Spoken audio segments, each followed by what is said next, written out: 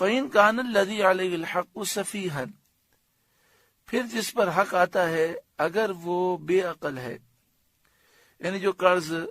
لے رہا ہے اس میں اتنی عقل نہیں کہ وہ ان معاملات کو سمجھ سکے، او ضعیفاً، یا وہ ناتواں ہے، کمزور ہے، اتنا بوڑھا ہے کہ وہ نہیں لکھوا سکتا، او لا یستطیع ان یمل ہوا، یا وہ لکھانے کے قابل نہ ہو، لکھا نہ سکے، یعنی جو قرض لے رہا ہے وہ پاگل ہے، ناقص العقل ہے، بچہ ہے، بہت زیادہ بوڑھا ہے، گونگا ہے، یا زبان نہ جاننے کی وجہ سے اپنا مقصد بیان نہیں کر سکتا، اور اس کا ولی اس کے لیے قرض لے رہا ہے، فَلْيُمْلِلْ وَلِيُّهُ بِالْعَدْلِ، تو اس کا ولی انصاف سے لکھوائے، وہ قریبی رشتہ دار جو اس کا ولی ہے وہ لکھوا دے، اگر اس میں بھی طاقت نہ ہو تو کسی کو وکیل مقرر کیا جائے اور وہ لکھوا دے۔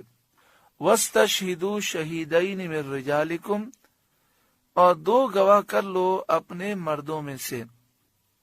جو گواہ مقرر کیے جائیں وہ آزاد ہوں، بالغ ہوں، مسلمان ہوں،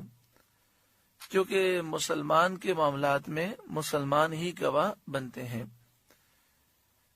فَإِن لَّمْ يَكُونَا رَجُلَيْنِ، پھر اگر 2 مرد نہ ہوں، فَرَجُلٌ وَامْرَأَتَانِ، تو 1 مرد اور 2 عورتیں، ممن تردون من الشہداء، ایسے گواہ جن کو تم پسند کرتے ہو، یعنی جن کے متعلق تمہارا خیال ہے کہ وہ نیک صالح ہیں، عادل ہیں، ان پر تمہیں بھروسہ ہے،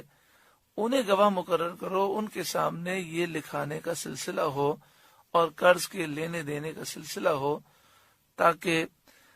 کسی قسم کی غلط فہمی نہ ہو اور کسی قسم کا نقصان نہ ہو۔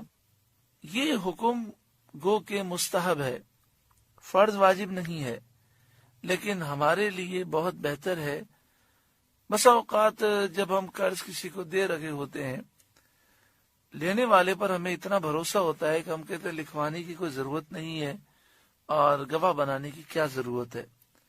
لیکن پھر کچھ عرصہ گزرتا ہے اور معاملہ ایسا ہوتا ہے کہ وہ قرض واپس نہیں کرتا، اور ہمارے پاس کوئی گواہ نہیں ہوتا اور کوئی کاغذ ایسا نہیں ہوتا جس پر یہ ساری چیزیں لکھی ہوں،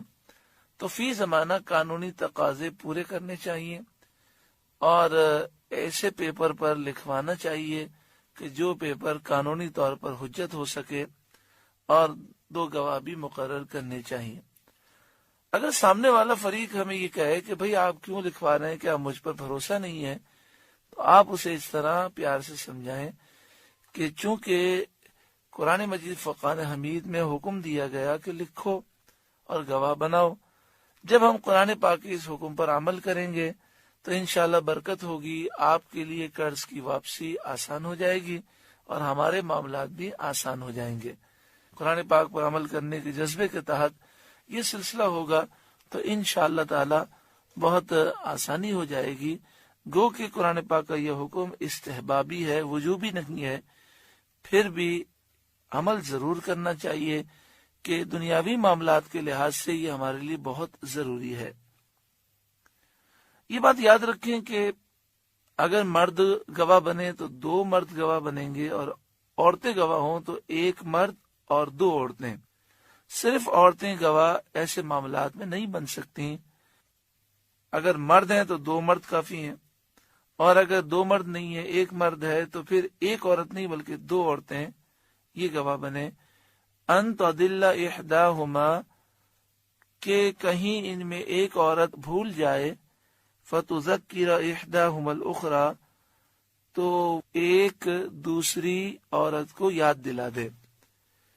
مردوں کے مقابلے میں عورتوں میں بھولنے کی عادت کچھ زیادہ پائی جاتی ہے، تو اس لیے فرمایا کہ 2 عورتیں گواہ بنے تاکہ اگر ایک بھول جائے تو دوسری اسے یاد دلا دے۔ وَلَا يَأْبَ الشُّهَدَاءُ إِذَا مَا دُعُوا، اور گواہ جب بلائے جائیں تو آنے سے انکار نہ کریں، یعنی گواہوں کو گواہی کے لیے بلایا جائے تو ان کے لیے جائز نہیں کہ وہ انکار کریں، آ کر گواہی دیں۔ وَلَا تَسْأَمُوا أَن تَكْتُبُوهُ صَغِيرًا أَوْ كَبِيرًا إِلَىٰ أَجَلِهِ، قرض ایک مقررہ میعاد تک